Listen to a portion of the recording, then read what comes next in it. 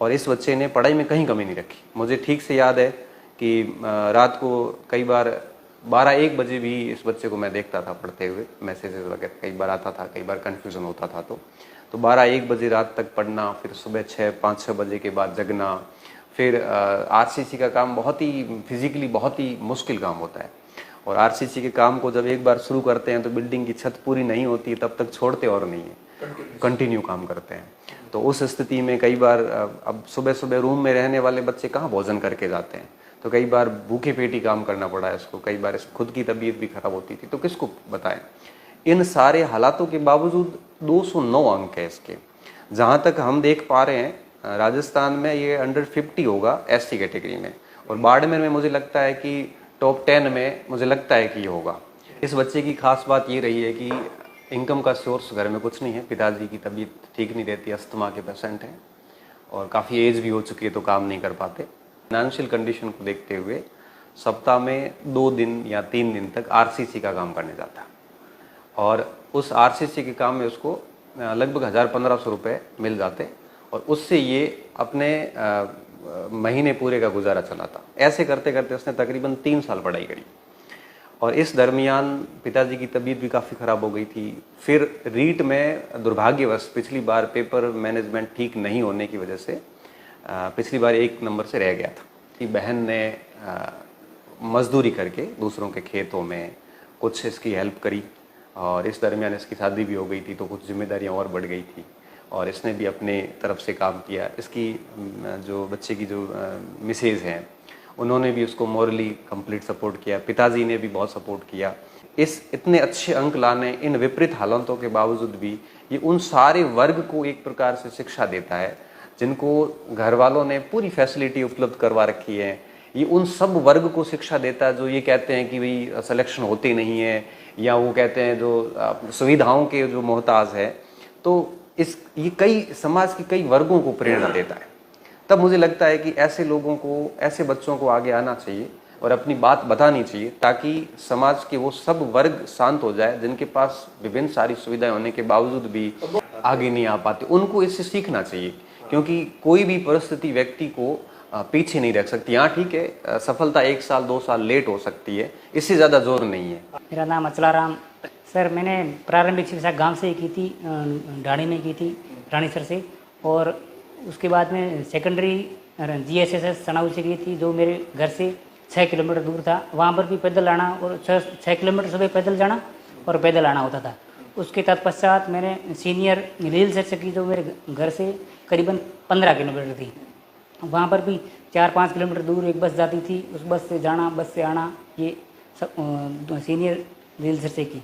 उसके बाद में 2016 में मेरी सीनियर हो गई थी। 2016 में सीनियर होने के तत्पश्चात वहाँ पर मंगलाराम सियाज नामक पहले रिटायर्ड फौजी थे, और उसके बाद में वहाँ पर सेकंड ग्रेड थे। उन्होंने बताया कि आप एसटीसी कर दो, बाकी कुछ हो ना हो, आप एसटीसी कर दो, इसमें सक्षम हो और आपका इसमें सिलेक्शन एसटीसी में हो गया तो आप मास्टर बन जाओगे। फर्स्ट अटैम्प्ट में एसटीसी में नंबर नहीं आ पाया, क्योंकि तैयारी नहीं की थी, और दूसरी बार मतलब पिछली बार की जो गलतियाँ था उन गलतियों को धीरे धीरे दूर करके तैयारी भी 4-5 महीने कंटिन्यू हुई, और दूसरे अटैम्प्ट में 2017 में मेरी एसटीसी में नंबर आ गया, जहाँ कॉलेज रहा SBN college of education Shri Madhopur Sikar. उसके बाद 2 वर्ष तक वहीं रहा, और वहाँ पर आर्थिक हालातों के चलते 5 दिन कॉलेज और 2 दिन आरसीसी के काम पे ही चला जाता था। वहाँ पर मतलब किसी ठेकेदार से बात हो गई थी एक दिन पूछते, और उन्होंने कहा कि जब भी, मतलब वो भी एक अच्छा इंसान था, उसने कहा कि जब भी तुझे ज़रूरत हो मुझे कॉल कर देना और तू काम पे आ जाना। और वो चलते वहाँ से 2020 में मेरी एसटीसी हो गई थी, और उसके पश्चात यहाँ पर जून जुलाई में कोई बैच सक्सेस पॉइंट से लिया जा रहा था, और उस बैच में मैं एंटर हो गया। और उस बैच में एंटर होने के बाद में वो बैच करीबन 1.5 साल तक चला था, और उस बैच में इतनी तरह से अच्छी तरह से पढ़ाई कर ली थी कि और कहीं जाने की ज़रूरत नहीं हुई। टेस्ट सीरीज़, वीडियोज़ और रेगुलर क्लासेस, उसके द्वारा धीरे धीरे पढ़ाई, मतलब टेस्ट सीरीज़ में तो बहुत ही फ़ायदा हो गया था, जिससे कि पढ़ाई में एक तो नियमितता बनी रही, और सक्सेस आते थे तो मतलब सक्सेस, परिवार की आर्थिक स्थिति बिल्कुल ही डाउन थी। उसके चलते गणपति सर और युवराज जी से 1-2 बार निवेदन किया। इन्होंने कहा कि मतलब देखो फीस तो आज है, कल नहीं होगी, कल नौकरी लगेगी तो अपने आप हमारी होगी तो कहीं नहीं रहेगी, अपने आप आ जाएगी। इनसे निवेदन किया तो इन्होंने कहा कि मतलब आप तो बस पढ़ाई पे ही ध्यान दो, और इनके मतलब रिक्वेस्ट सुनने के कारण मतलब साल 1.5 साल तक यहाँ से तैयारी हो गई थी। मतलब फर्स्ट बार रीट का रिजल्ट आया था ना 2021 वाले रीट में, उसमें मैं 1 नंबर से रह गया था। उसमें 1 नंबर से रहने के बाद मतलब पहले तो घर वालों सभी को थी उम्मीद थी कि अब इस बार हो जाएगा, 124 नंबर है, आराम से हो जाएगा। पिछली बार इससे 18 वाली भर्ती में मेरिट गई थी SC कैटेगरी से 102 के, इस बार 124 से 20-25 नंबर आगे बढ़े, आराम से हो जाएगा। उसके चलते मतलब सबको उम्मीदें थी। उस दिन जब नंबर नहीं आया था उस भर्ती में, उस समय मतलब अंदर से मैं भी टूट गया था, और मेरे पिताजी वैसे अस्थमा के पेशेंट है, वो भी टूट गए थे। अब क्या होगा, ये तो मतलब उम्मीदें टूट गई थी। एक बार उम्मीदें टूट गई थी।